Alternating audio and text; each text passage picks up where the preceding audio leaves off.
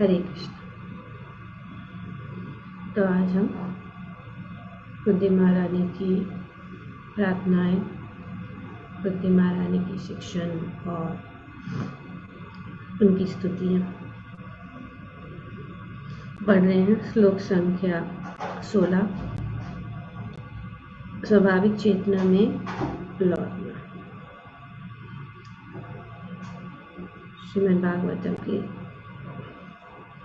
पहले स्कंद के 8वें अध्याय के 33वें श्लोक।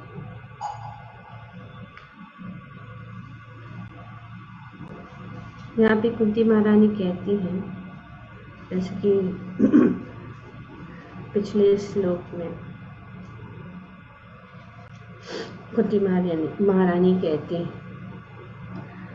ने कहा था कि कुछ लोग कहते हैं कि अजन्मा का जन्म पुण्यात्मा राजाओं की कीर्ति विस्तार के लिए होता है, और कुछ कहते हैं कि आप अपने परम भक्त राजा यदु को प्रसन्न करने के लिए जन्मे हैं। आप उनके कुल में उसी प्रकार जन्मे हैं जिस प्रकार मलय पर्वत में चंदन। तो इस प्रकार से कुंती महारानी भगवान की स्तुति कर रहे हैं कि किस प्रकार से वे अजन्मा है, फिर भी जन्म ले रहे हैं अनेक अनेक कारण। और आगे यहाँ पे भी कुंती महारानी कह रहे हैं कि अन्य लोग कहते हैं कि क्योंकि वसुदेव तथा देवकी दोनों ने आपके लिए ही प्रार्थना की थी, अतएव आप उनके पुत्र के रूप में जन्मे हैं। तो हम देखते हैं कि किस प्रकार से भगवान अपने जो परम भक्त है या शुद्ध भक्त है, उनकी कीर्ति को बढ़ाने के लिए भगवान जो है अवतारित होते हैं, या उनके पुत्र के रूप में या उनके कुल में जन्म लेते हैं। तो निसंदेह आप अजन्मा है, फिर भी आप देवताओं का कल्याण करने तथा उनसे ईर्ष्या करने वाले असुरों को मारने के लिए जन्म ग्रहण करते हैं। तो यहाँ पे और दो बातें बताई जा रही हैं कि किस प्रकार भगवान देवकी और वसुदेव के पुत्र के रूप में और देवताओं की रक्षा करने के लिए भगवान जो है जन्म ग्रहण करते हैं। तो जैसे कि हम जानते हैं कि वसुदेव और देवकी ने अपने पूर्व जन्म में सुतपा तथा कृष्ण के रूप में श्री भगवान के पुत्र रूप में प्राप्त करने के लिए कठिन तपस्या की। उनके फलस्वरूप श्री भगवान उनके पुत्र रूप में प्रकट हुए। तो ये बात इस प्रकार से हम जानते हैं, और भगवद गीता में भी पहले ही घोषित किया जा चुका है कि श्री भगवान संसार के समस्त लोगों का कल्याण करने तथा असुरों या भौतिकवादी नास्तिकों का विनाश करने के लिए प्रकट हुए हैं। यदा यदा हि धर्मस्य ग्लानिर्भवति भारत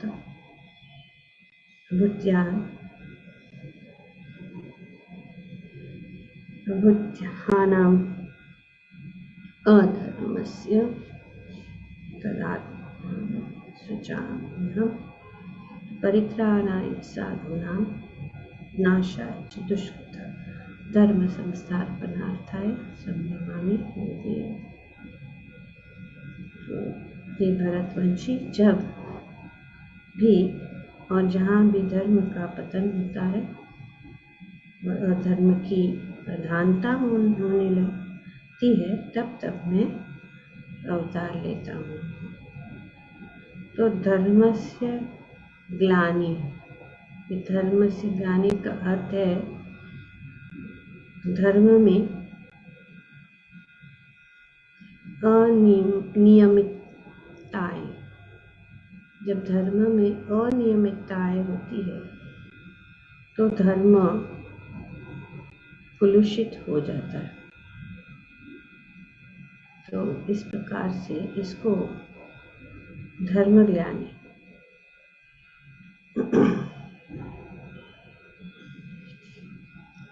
आवाज आ रही है? क्लियर है? It's not clear? Some disturbance आ रही है? There is a background sound, thoda sa. But it is there every day, Mataji. The IC problem. Now it's gone. It's little No. bit slow. It's still there. Voice, some chi type, some voice is coming. Now it's I gone. think Yeah, no, it's good. that fan is no. That fan is No. the. No, it's off. It is the noise of some electric gadget running, thoda sa wo sound. Like sometimes the tube makes that sound. Now it's So there. it is lessened, but it has been there for a few days now. Okay. I thought maybe it's the noise of this AC. Possible.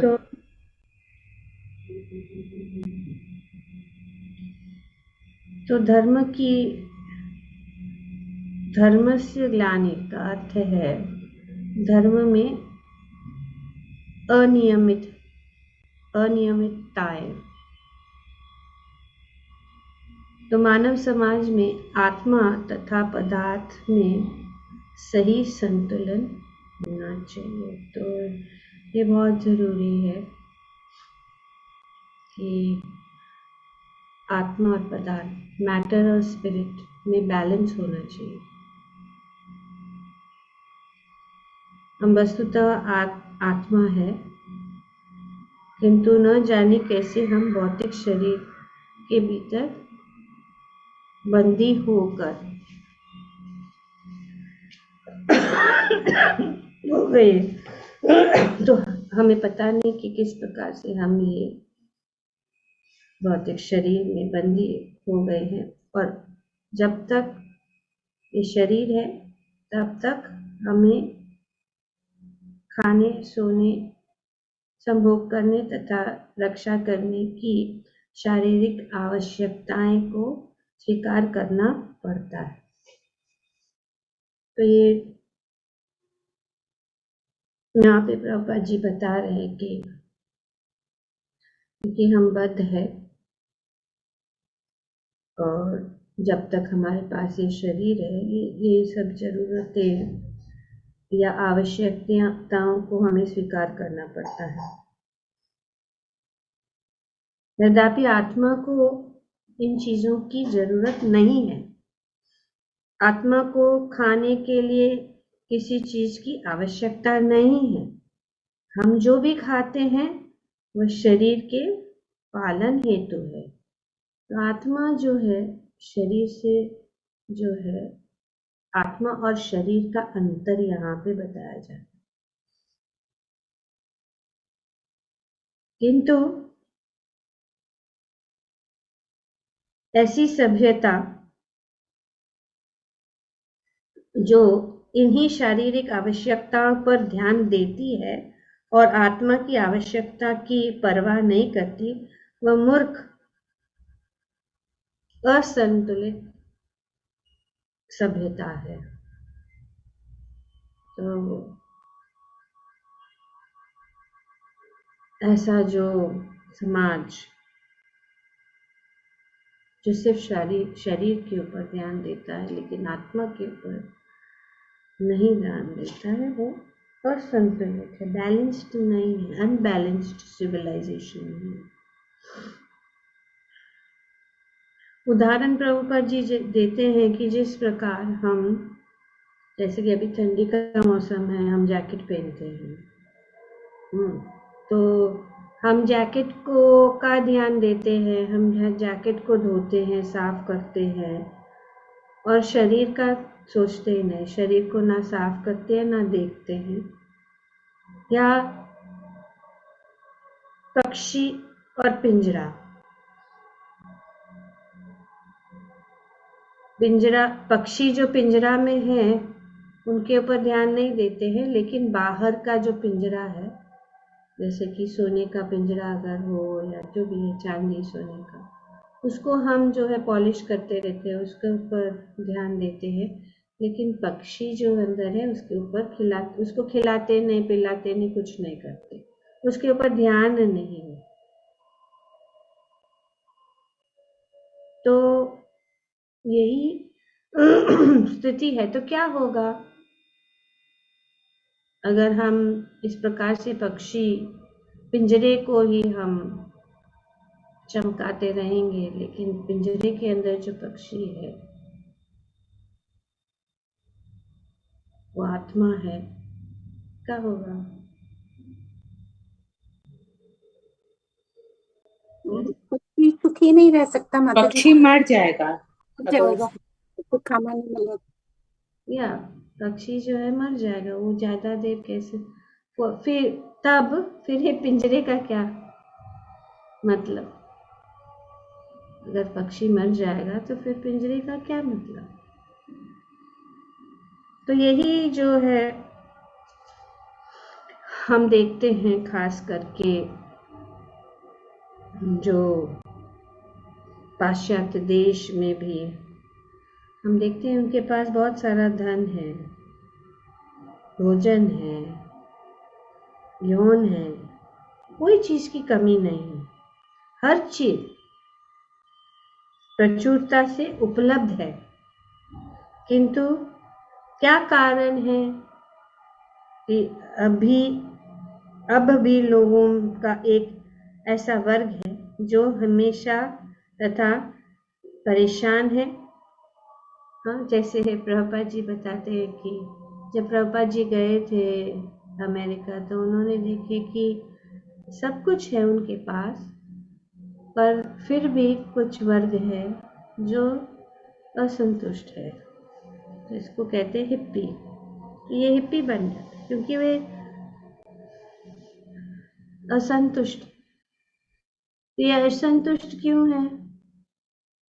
क्योंकि ये संतुलन में balance नहीं है। Balance दोनों पदार्थ और जो आत्मा, दोनों चीजों का जो बैलेंस होना चाहिए, तो बैलेंस नहीं है,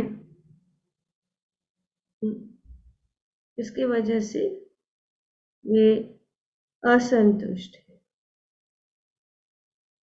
और जब तक वे नहीं जानेंगे तब तक ये चलता रहेगा। हम शरीर की आवश्यकताएं की चिंता करते हैं, किंतु आत्मा तथा उनकी आवश्यकताओं की हमें कोई जानकारी नहीं है और जानना भी नहीं चाहते। हम सिर्फ इतने व्यस्त है शरीर के विषय में सोचने के लिए, या शरीर को सजाने और ध्यान रखने में, कि हम आत्मा के विषय में सोचने का कोई समय नहीं है और ज्ञान भी नहीं है। हालांकि आत्मा तो असली वस्तु है और शरीर उनका आवरण मात्र है, जैसे कि एक जैकेट या एक कोट और शरीर के ऊपर पहना हुआ कोट, वो एक आवरण है। जैसे कि एक शॉल है जो इस शरीर के ऊपर आवरण है। तो इसलिए आत्मा की अपेक्षा एक प्रकार का धर्मस्य ग्लानि, तो ये धर्मस्य ग्लानि जो भगवान भगवद गीता में बता दिया, धर्मस्य यदा यदा हि धर्मस्य ग्लानिर्भवति, धर्मस्य ग्लानि जब होता है तब भगवान अवतारित होते हैं। धर्म का अर्थ है कर्तव्य, और जैसे कि अंग्रेजी में धर्म को ट्रांसलेट किया जाता है, क्योंकि अंग्रेजी में एग्जैक्ट वर्ड्स नहीं मिलते तो उसको रिलीजन बोलते हैं। तो उनका अनुवाद रिलीजन के रूप में किया जाता है, जिसकी परिभाषा एक प्रकार के मत या संप्रदाय के रूप में दी जाती है, किंतु धर्म ऐसा नहीं है। धर्म का अर्थ है स्वाभाविक कर्तव्य। धर्म का अर्थ क्या है? स्वाभाविक कर्तव्य। मनुष्य का यह कर्तव्य है कि वह आत्मा की आवश्यकताओं को जाने। दोनों बैलेंस होना चाहिए, शरीर और आत्मा। ऐसा नहीं है कि आत्मा का ही सोचो और शरीर का ध्यान न रखो, क्योंकि जब तक शरीर है उनकी जो आवश्यकता है, खाने सोने वगैरह, उनको हमें स्वीकार करना पड़ेगा, उनको भी, उनके ऊपर भी ध्यान देना होगा। तो दोनों बैलेंस होना बहुत जरूरी है। पर किंतु दुर्भाग्यवश हमें आत्मा की कोई सूचना नहीं है, और हम एकमात्र शारीरिक सुविधा के लिए आवश्यकताओं की पूर्ति करने में व्यस्त रहते हैं। मानते हैं कि नहीं? हम सब ऐसा ही है कि नहीं? आज के समाज में बात अलग है, जो लोग भक्त हैं या हम सब भक्त हैं, तो इस प्रकार से हम नहीं सोचते, हम बैलेंस करते हैं, या जितना भी हो सकता है हमारी जो शारीरिक आवश्यकता है उनको कम करके ज़्यादा से ज़्यादा समय आध्यात्मिक मार्ग के ऊपर देते हैं। लेकिन हम देखते हैं, है कि नहीं, कि आज के समाज में आत्मा के विषय में बहुत कम लोग को ज्ञान है या सोचते हैं, किंतु शारीरिक सुविधा ही पर्याप्त नहीं है। ये शारीरिक सुविधा जो है पर्याप्त नहीं है। क्यों पर्याप्त नहीं है?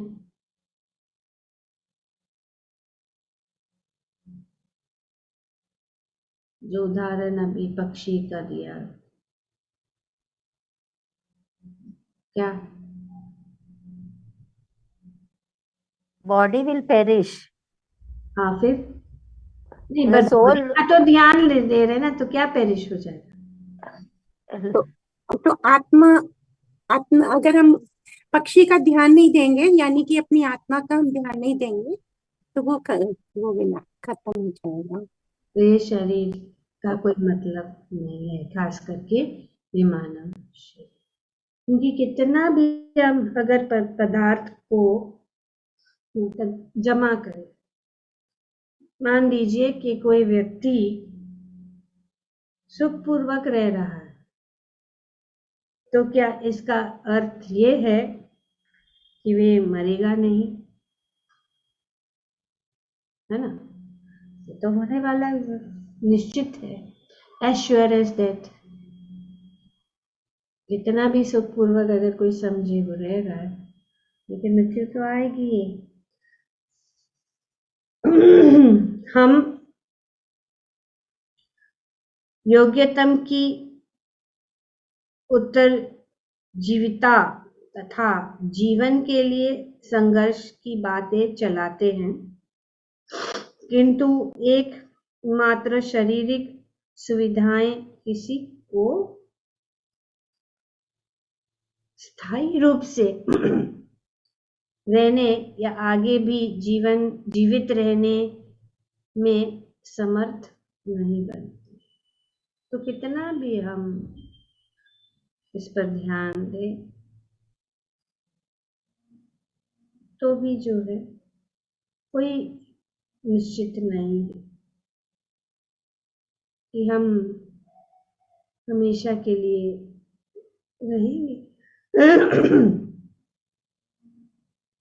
अतएव एकमात्र शरीर की परवाह करना धर्मस्य ग्लानि कहलाती है। तो ये और एक श्लोक का प्रभुपाद जी, अगर हम समझना चाहते इस शब्द, कितना हम बोलते रहते हैं यदा यदा ही धर्मस्य ग्लानिर, लेकिन धर्मस्य ग्लानिर क्या है यहाँ पे प्रभुपाद जी ने बहुत सुंदर रूप से बताया कि हम समझ सकते हैं कि क्या है, इसका अर्थ क्या है। मनुष्य को शरीर की आवश्यकताओं तथा आत्मा की भी आवश्यकताओं को जानना चाहिए, नहीं तो ये जो है धर्म ज्ञानी है। दोनों आवश्यकताओं को जानना जरूरी है, बैलेंस होना जरूरी है।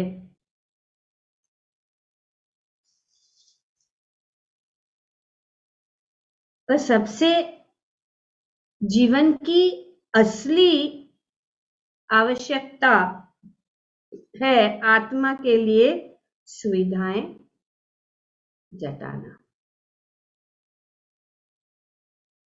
किसके लिए? आत्मा के लिए।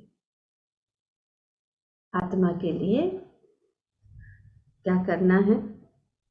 सुविधाएं जुटाना, ये आवश्यकता है, क्योंकि असली चीज तो आत्मा है। किंतु आत्मा को भौतिक समझौते द्वारा सुविधा नहीं पहुंचाई जा सकती। तो ये भौतिक सुविधाएं जो है, उनसे जो है आत्मा को नहीं पहुंचा सकता। ये जो भौतिक चीजें हैं या भौतिक समझौते जो है, क्योंकि आत्मा भिन्न सत्ता है। आत्मा जो क्या है? भिन्न है शरीर से। ये आत्मा और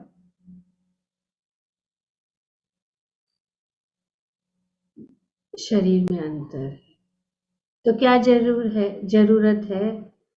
क्योंकि आत्मा जो है शरीर से भिन्न है, तो आत्मा के लिए उनको आध्यात्मिक भोजन देना चाहिए। क्या होगा?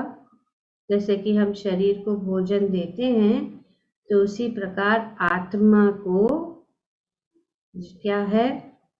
आध्यात्मिक भोजन देना चाहिए। और यह आध्यात्मिक भोजन कृष्ण भावनामृत है। तो यही भोजन है, कृष्ण भावना। हमेशा हम कृष्ण भावना भावित रहे। जब हम हमेशा कृष्ण भावना भावित रहते हैं, तो हम जो है आत्मा को भोजन प्रदान करते हैं, जिसके कारण हमारा पतन नहीं होगा। जब कोई रुग्ण होता है या बीमार होता है, तो उसे उचित भोजन तथा उचित दवा दी जाती है ना। जब बीमार होते हैं तो उचित भोजन और उचित दवा, दो चीज दिया जाता है। Proper diet and proper medicine, दवाई और उचित भोजन। ठीक है, आपको ये फलाना बीमारी है, तो आपको ये दवाई लेनी है, और ये दवाई लेने के साथ साथ आपको इन सब पदार्थों से दूर रहना है।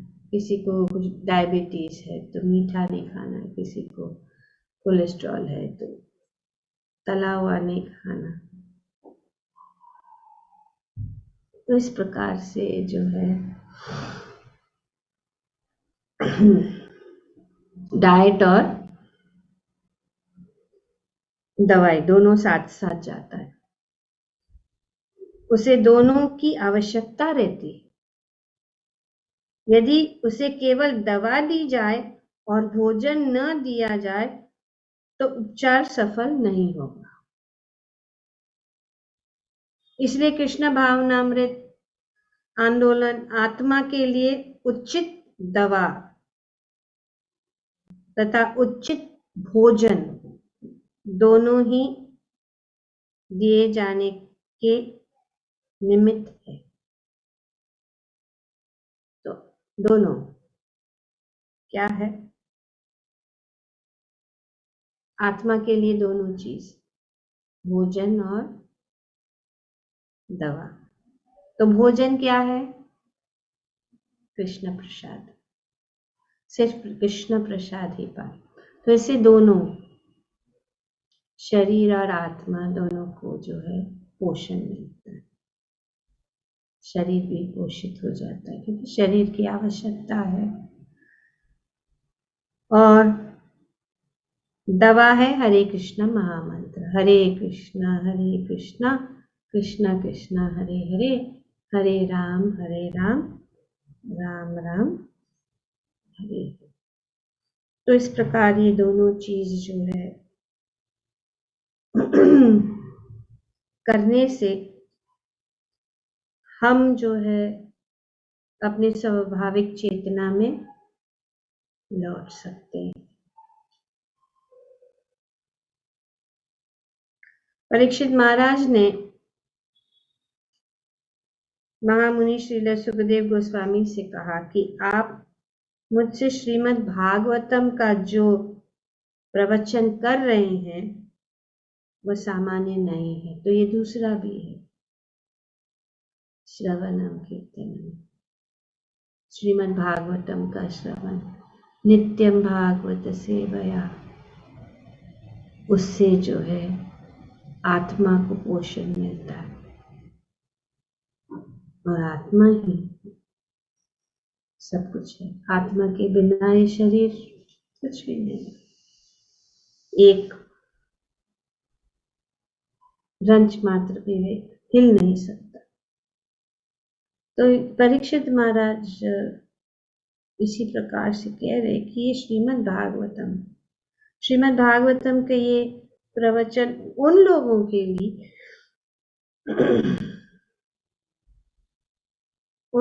के लिए आस्वाद्य है जो निरुत्तम तृष्ण है, लालसाओं से मुक्त है। जो लालसाओं से मुक्त है उनके लिए ये।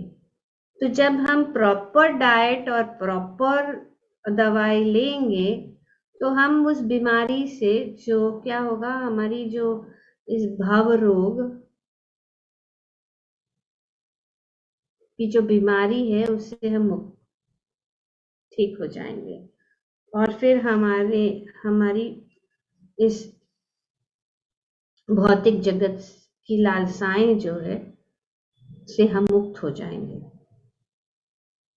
इस जगत में हर व्यक्ति सुख भोग के लिए लालायित है, किंतु जो इस लालसा से मुक्त है वह श्रीमद् भागवतम का आस्वादन कर सकता है।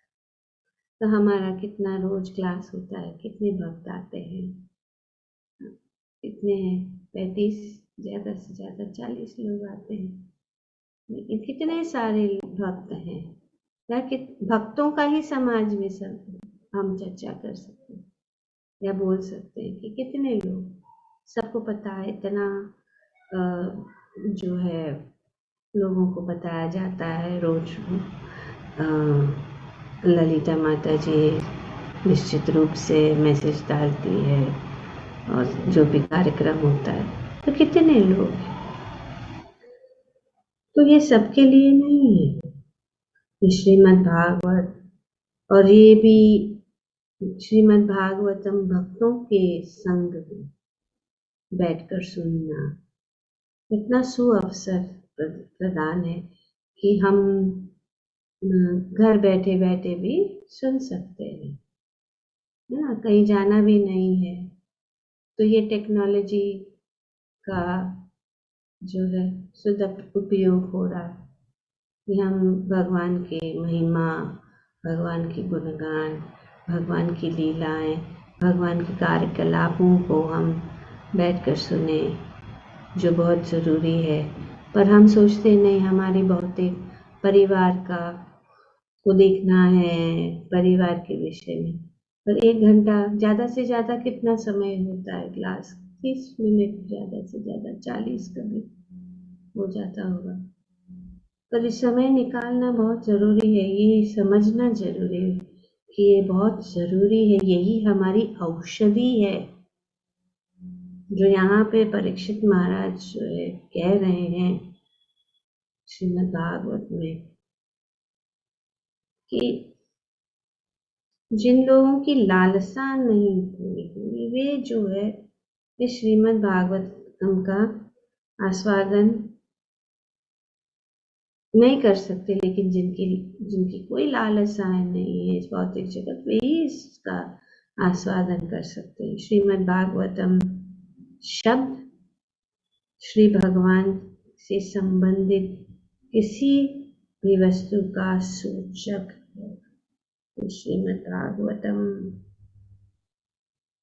जो है भगवान के साथ संबंधित, और हरे कृष्ण मंत्र भी श्रीमद् भागवतम है।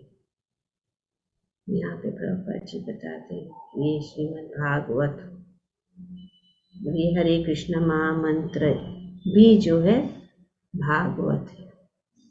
तो नित्यम भागवत से इस तरह परीक्षित महाराज ने कहा कि श्रीमद् भागवतम का आस्वादन वे ही कर सकते हैं जो भौतिक इच्छाओं को तुष्ट करने की लालसाओं से मुक्त है, वही कर सकते। ये नेचुरल है, आर्टिफिशियल नहीं है कि कुछ ध्यान पूर्वक, जैसे कि हसुगा माता जी बहुत खुश हो जाती है कि सब लोग अपना वीडियो ऑन करते हैं और ध्यान पूर्वक सुनते हैं। तो ये ध्यान पूर्वक होना जरूरी है। थोड़ा सा भी समय किसी न किसी प्रकार से हमें निकालना है। लेकिन अभी क्या हो जाता है, क्रिकेट फॉर ग्रांटेड हो जाता है। चलो ऑब्जेक्शन नहीं है तो क्यों नहीं, अपना बैकग्राउंड में अपना चले और सामने से हम है उपस्थित है, लेकिन पता नहीं कौन कहाँ क्या कर रहा है। लेकिन कलयुग है, इसके लिए चलो किसी न किसी रूप से कुछ न कुछ उनके कान में तो जा रहे। तो इसीलिए पर कभी कभी ऐसा हो जाता है कि किसी का नाम बुलाया जाता है कि उनका नामो निशान नहीं है। तो ये थोड़ा आश्चर्य विडम्बनम है। वेरी कंफ्यूजिंग है कि क्या है। हम सोचते नहीं इतनी अच्छी बात है, सब लोग है, इतने सारे लोग हैं, 35 लोग हैं या 23 लोग हैं, पर अगर नाम बुलाया जाए तो नामो निशान। तो ये थोड़ा आश्चर्यजनक चीज है। एक्चुअली पहले इनका ही नाम बुलाना चाहिए जिसका वीडियो ऑन नहीं है। जागते रहो, हाजिर हो। तो यही हरे कृष्णा। तो ये श्रीमद् भागवतम का आस्वादन क्यों किया जाना चाहिए? क्योंकि है ये भव औषधि है। भव औषधि श्रीमद् भागवतम। तो ये औषधि है क्योंकि यह हमारे जन्म मृत्यु के रोग की औषधि या दवा है। तो हरे कृष्णा महामंत्र और भागवतम ये दोनों औषधि है, खास करके इस कलयुग।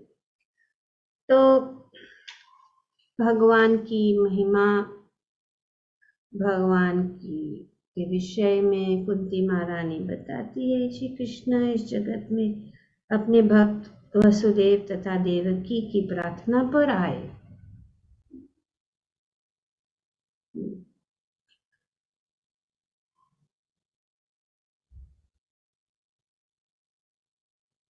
वसुदेवस्य देवक्याम।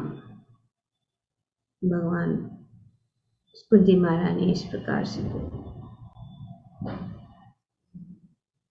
वासुदेवस्य देवक्याम याचितो जगात।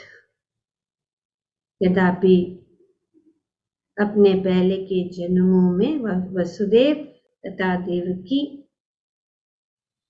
विवाहित थे, किंतु उनके कोई संतान न थी,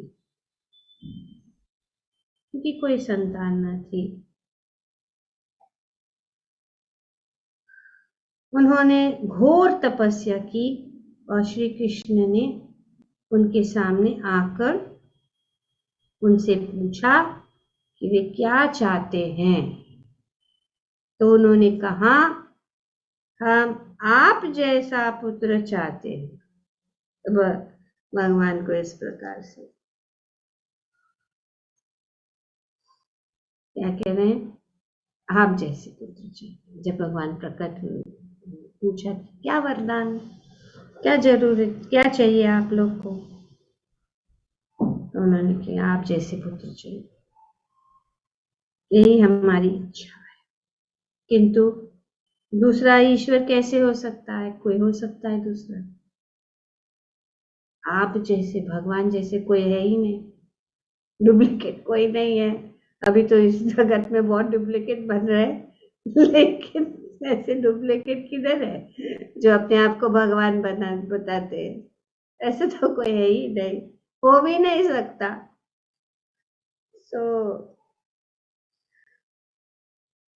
आप जैसा श्री कृष्ण ईश्वर है और ईश्वर एक है, वो दो नहीं हो सकते। कृष्णा तू भगवान स्वयं, और कोई नहीं। बाकी के सब भगवान के अंशों के अंश है, भगवान एक है। बाकी के सब देवता है, भगवान के अंश है। तो भगवान एक है, ये शास्त्र का प्रमाण है। अतएव वसुदेव तथा देवकी का पुत्र बनने के लिए दूसरा ईश्वर कैसे आता, तो इसीलिए कृष्ण ने कहा दूसरा ईश्वर ढूंढ पाना संभव नहीं है, दूसरा ईश्वर ढूंढ पाना संभव नहीं। अतएव मैं स्वयं ही तुम लोगों का पुत्र बनूंगा। भगवान सबकी इच्छा पूर्ण करते हैं। जब हम भगवान को प्रसन्न करते हैं तो क्योंकि देवकी और वसुदेव भगवान श्री कृष्ण को ही अपने पुत्र के रूप में चाहते थे, इसीलिए वे प्रकट हुए। ये कुंती महारानी यहाँ पे बता रही है।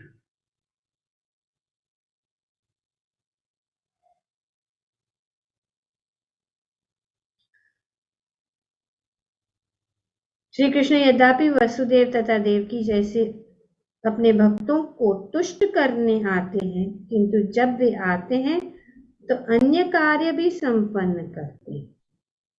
तो ये भगवान जो है अनेक कार्य करते हैं। वधाय च सुर द्विषाम, क्या करते हैं, देवकी और वसुदेव को तुष्ट करने के लिए प्रकट होते और दूसरा भी कार्य करते। वधाय मतलब वध करना,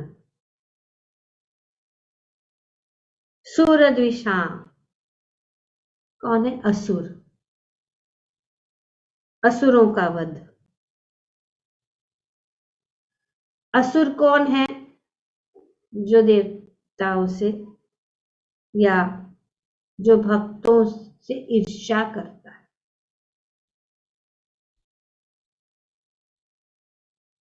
तो इस प्रकार से भगवान जो है ऐसे ईर्ष्यालु असुरों का वध करने के लिए प्रकट होते। तो ये ईर्ष्या जो है से हमें बहुत बचना चाहिए। कभी भी भक्तों की ईर्ष्या नहीं करनी चाहिए। यही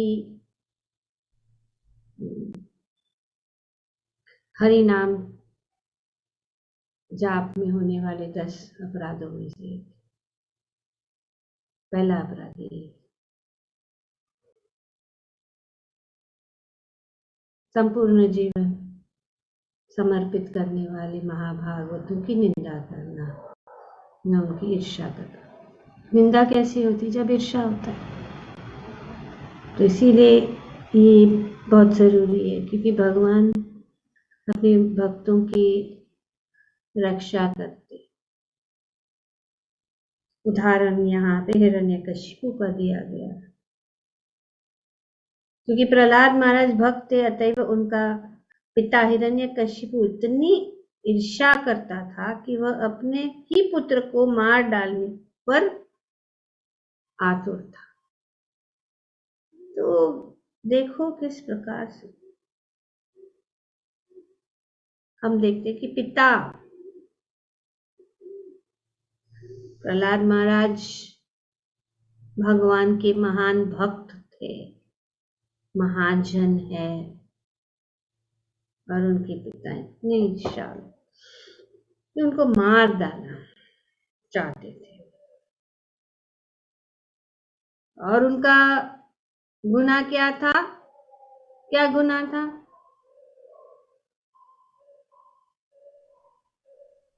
He was Krishna conscious. हम विष्णु के भक्त थे, भगवान कृष्ण। भगवान के भक्त। तो इस छोटे से बालक का क्या दोष था कि वह हरे कृष्ण कीर्तन करता था। श्रवणम कीर्तनम विष्णु स्मरणम, वे हमेशा भगवान के स्मरण करते थे। तो उसको मार। दूसरा उदाहरण प्रभुपाद जी यहाँ पे बताते हैं कि यही जो गुण है असुरों का, कि वे ईर्ष्यालु रहते हैं। जीसस क्राइस्ट का भी उदाहरण दी कि वे ये सूरद्विशाम ने उनका जो है, वे इतने ईर्ष्यालु थे जीसस क्राइस्ट से कि वे उनका प्रचार जब वो कर रहे थे उनको सहन नहीं हुआ। वे किसके प्रचार कर रहे थे? भगवान का प्रचार। तो वो प्रचार करने के कारण उनके इतने शत्रु हो गए कि उनको जो है सब मिलकर उनको मार दिया। तो इसीलिए भगवान जो है ऐसे सूरद्विशाम का वध करने के लिए आते, अपने भक्तों की कीर्ति, अपने भक्तों का की इच्छा, अपने भक्तों की रक्षा और अपने भक्तों देवताओं की रक्षा और असुरों का वध करने के लिए भगवान आते। तो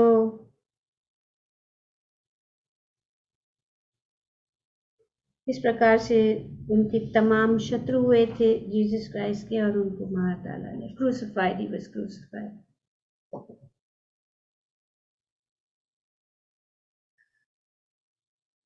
ऐसे ईर्ष्यालु लोगों के वध का कार्य श्री कृष्ण के बिना भी संपन्न किया जा सकता है। एक्चुअली ये जरूरी नहीं है।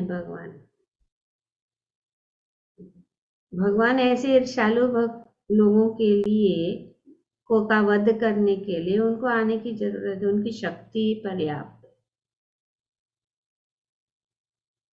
उनकी जो शक्ति है,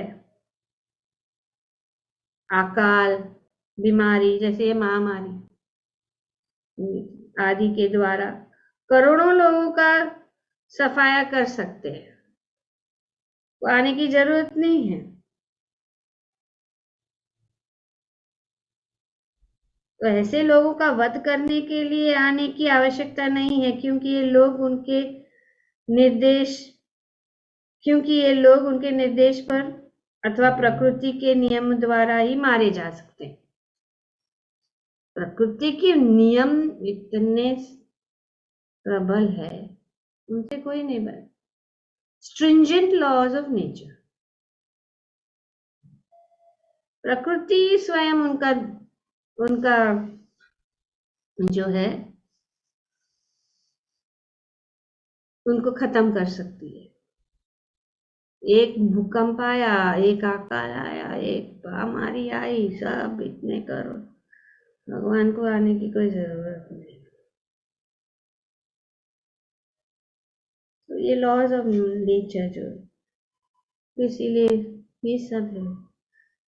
सृष्टि स्थिति प्रलय साधन शक्ति रेखा, भगवान की जो शक्ति है, प्रकृति में इतनी शक्ति है कि ये हर वस्तु का सृजन, पालन तथा संहार कर सकती है।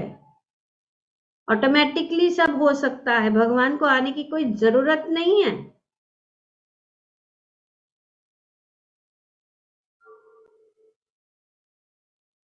प्रकृति की इतनी शक्ति है। यह भौतिक विराट जगत प्रकृति की कृपा से ही स्थिर है और प्रकृति के कृपा से धूप, वायु तथा वर्षा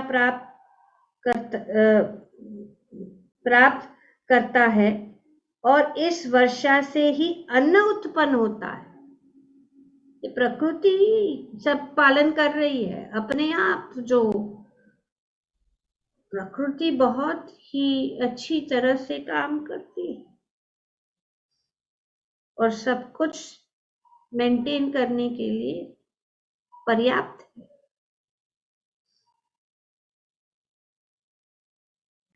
तो इस वर्षा से, तो ये सब वर्षा प्रदान करती है, धूप प्रदान करती है, वायु प्रदान करती है और इस वर्षा से ही अन्न उत्पन्न होता है। तो अन्न उत्पन्न होने से क्या हो रहा है? अन्न उत्पन्न होता है जिसे हम खाते हैं और बढ़ते हैं,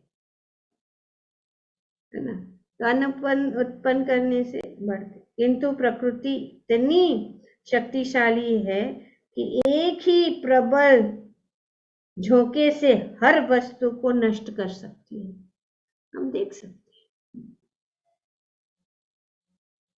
भगवान के जो ये 5 महाभूत है, उसको हम जीत नहीं सकते, जीत नहीं सकते। वायु से जीत नहीं सकते, अग्नि से जीत नहीं सकते, जल से जीत नहीं सकते। ये जो है आकाश, इतना विशाल, कैसे हम जीत सके? कोई भी नहीं जीत सकता। बड़ा बड़ा टेक्नोलॉजी भी क्यों ना हो, अगर जंगल में अगर आग लग जाए तो टेक्नोलॉजी द्वारा भी उस आग को बुझा नहीं जा सकता। आग इतनी प्रबल है। तो भगवान की इतनी शक्ति, हम देखते हैं कितने अमेरिका में कितने फॉरेस्ट फायर्स है, उनके पास कितना, ऑस्ट्रेलिया में कितने फॉरेस्ट फायर्स है, पर भगवान ऐसे बड़े बड़े महाअग्नि को भी करके खत्म कर जाते हैं। ये भगवान की शक्ति हम देखते हैं। भगवान की लीलाओं में किस प्रकार से भगवान ने पूरे जो अग्नि को उन्होंने एक क्षण में खत्म कर दिया। पर इतना सब टेक्नोलॉजी के बाद जल बाढ़ आ गई तो का जो वेग है, जल का वेग को, इसीलिए तो उसके वेग को हम इस्तेमाल करते हैं इलेक्ट्रिसिटी। वायु, तूफान आएगा तो पूरा जो बड़ी बड़ी इमारतें भी कभी गिरा देगा। तो प्रकृति बहुत स्ट्रांग, भगवान की शक्ति है, उनके सामने हम खड़े नहीं रह सकते। धूप अगर ज्यादा हो जाए, वर्षा ना हो, तो हम कहाँ से खाएंगे? हमारे बड़े बड़े फैक्ट्रीज बना रहे और पूरा जो धरती को फैक्ट्रीज में कन्वर्ट कर रहे, जमीन ही नहीं है अन्न को उगाने के लिए, तो कहाँ से खाएंगे? अभी ये सब हो रहा है, चाइना भी आर्टिफिशियल ग्रेन्स भी बना रहे, अभी वही वही जो है पदार्थ समझ के खा लो, यही हो रहा है। तो ये प्रकृति इतनी शक्तिशाली कि एक ही प्रबल झोंके से हर वस्तु को विनष्ट कर सकती है। एक मिनट, हाँ, कोई दरवाजा।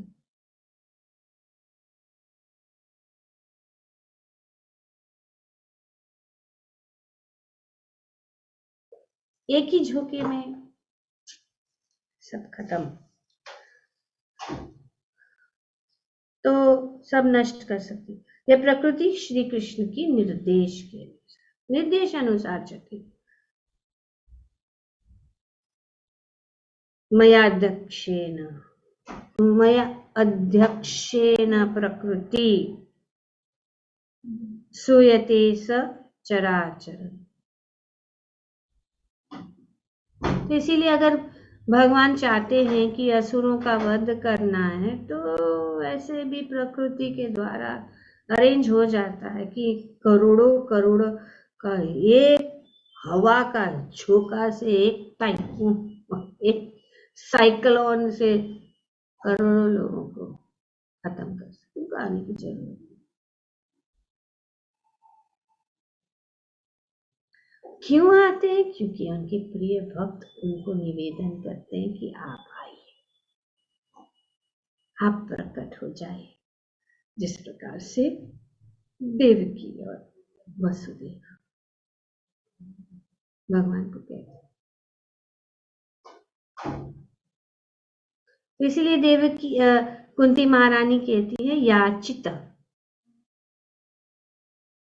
जब आपका प्रार्थना करने से, आपको निवेदन करके कि आप ही आइए, आप प्रकट होइए, आप हमारे पुत्र बनकर। तो उनका जो मूल कारण भक्तों के लिए, अपने भक्तों का के निवेदन, अपने भक्तों की प्रार्थना। श्री चैतन्य महाप्रभु अवतारित कैसे हो? उनके परम भक्त अद्वैत आचार्य की प्रार्थना से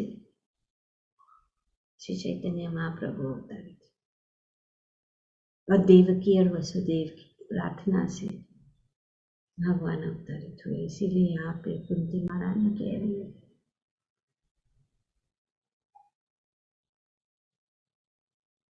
पर जब भी आते हैं दोनों कार्य करते हैं, दोनों कार्य करते हैं कि अपने भक्तों को तुष्ट करते हैं और जो आसुरी लोग हैं उनका वध करते हैं।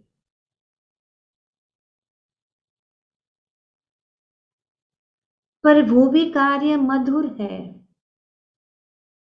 भगवान जो है स्वतंत्र है। भगवान जब असुरों का वध करते हैं तो उनको मुक्ति प्राप्त होती है। ये उनका गुण है, ये उनका गुण है। 64 गुणों में से भगवान का एक गुण है। श्री भक्ति रासामृत सिंधु में भगवान के 64 गुणों का वर्णन किया गया। उसमें से जो ये एक गुण है जो नारायण में, कि जिन असुरों का वध करते हुए उनको क्या मिलता है? उनको मुक्ति प्राप्त होती है, जो करोड़ों वर्ष, लाखों वर्ष लग जाते हैं इस मुक्ति को प्राप्त करने के लिए। इतना ध्यान और तपस्या करने के बाद तो कोई सोचेगा कि भगवान का दुश्मन बनना ये अच्छा है, भगवान आएंगे या खास करके देवता उनको दुश्मन, और ये ऐसा नहीं। उनको मुक्त।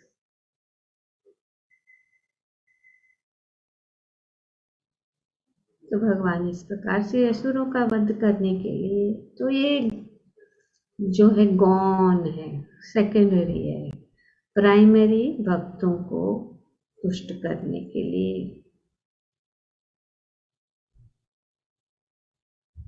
ये हमेशा अपने भक्तों का पालन पोषण करते हो।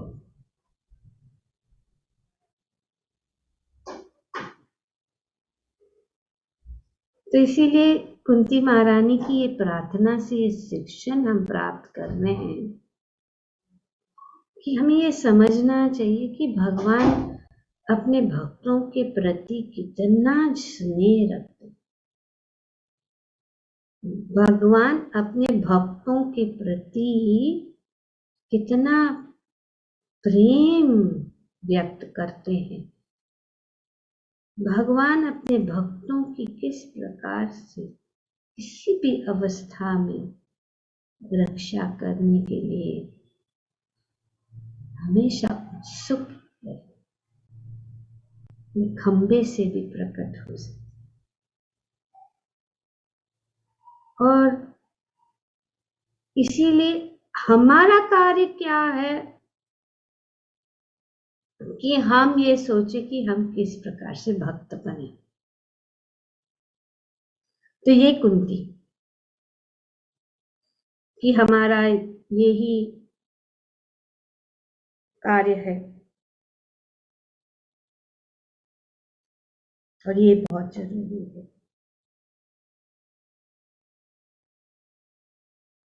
कि भगवान भक्तों के कल्याण का ध्यान रखते हैं।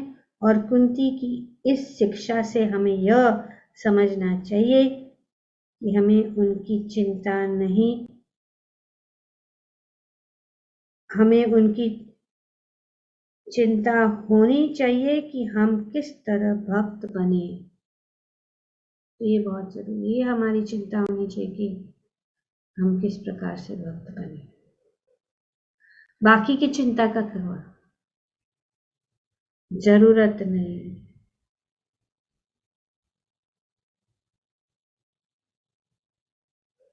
और फिर हमारे अंदर सब अच्छे गुण जो है आ जाएंगे। कृष्ण के प्रति हमारी जो भक्ति स्वाभाविक है, एक्चुअली वो ऑलरेडी है, वो ढकी हुई है। सब में ऐसा कोई भी व्यक्ति नहीं है, ऐसा कोई भी जीवात्मा नहीं है, लेकिन हम उनको ढक के रखते।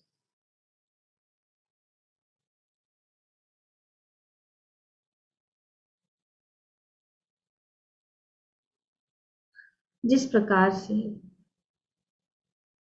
पुत्र में अपने माता पिता के लिए स्वाभाविक भक्ति होती है, उसी तरह हम में श्री कृष्ण की के लिए स्वाभाविक भक्ति होती है। ये स्वाभाविक है, ऑलरेडी है।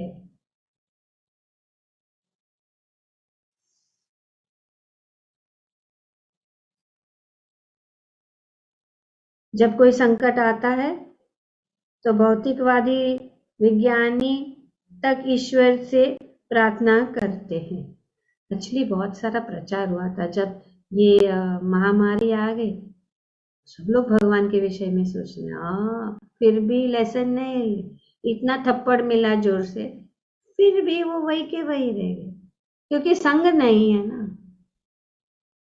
समझने की बात सब लोग जानते हैं, सब बात सबको, सब ऐसा कोई भी नहीं है जो नहीं जानता है भगवान की शक्ति या भगवान है। सब लोग जानते हैं कि कोई शक्ति है और उनके शक्ति के सामने हम कुछ भी नहीं है, चाहे हम बड़े साइंटिस्ट क्यों ना हो। हम बस नहीं स्वीकार करना चाहते, हट्टी बन के रहते, हट लेके बैठे कि नहीं स्वीकार करना है।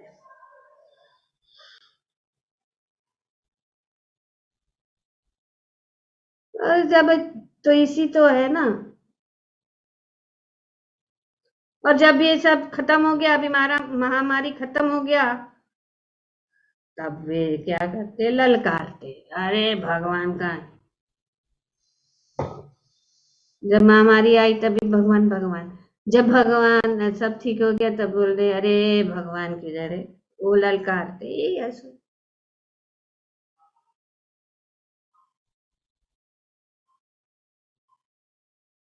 तो इसीलिए ये कभी कभी भगवान ऐसी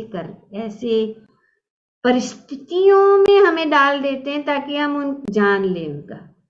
चलो उसमें से 1% भी अगर महामारी में से 1% भी अगर कोई भक्त बन गया तो कुछ तो काम हो गया, नहीं तो सब लोग अपना ही मस्त में है और माया की गोद में सोते रहते हैं। तो ये जानना जरूरी है कि हमारा जो असली स्वरूप, जैसे कि स्वाभाविक चेतना में लौटना, यही है कि हम ये जाने कि हमारा स्वरूप, असली स्वरूप क्या है। जीवेर स्वरूप कृष्णेर नित्यदास। तो हमारी स्वाभाविक स्थिति ईश्वर पर आश्रित होना। हम आश्रित, और कोई रास्ता नहीं है एक्चुअली। पर ये आश्रित इस प्रकार नहीं कि जब दुख आता है तभी, और सुख आता है तभी भूल जाओ भगवान को। नहीं, ऐसे नहीं। हमेशा के लिए हमें जो है, हमें जानना चाहिए कि सुख में भी आश्रित है, दुख में भी आश्रित, हर पल आश्रित। क्योंकि हम जानते हैं कि अगर कुछ भी हम कर सकते हैं तो भगवान की ही कृपा से हो रहा है, नहीं तो हम श्वास भी नहीं ले सकते। तो कोई सोचेगा भगवान ने हमारे लिए क्या किया, तो भगवान ने श्वास मिल रहा है ना, श्वास ले रहे हो, जीवित हो, बोल रहे हो, चल रहे हो, फिर रहे हो, घूम रहे हो, हाँ, पानी पी रहे हो। भूल जाते क्या क्या कर रहे भगवान हमारे, पर हम ही भगवान से दूर।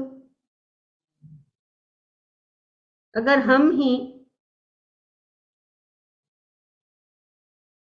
हम कृत्रिम रूप से ईश्वर को यह कहकर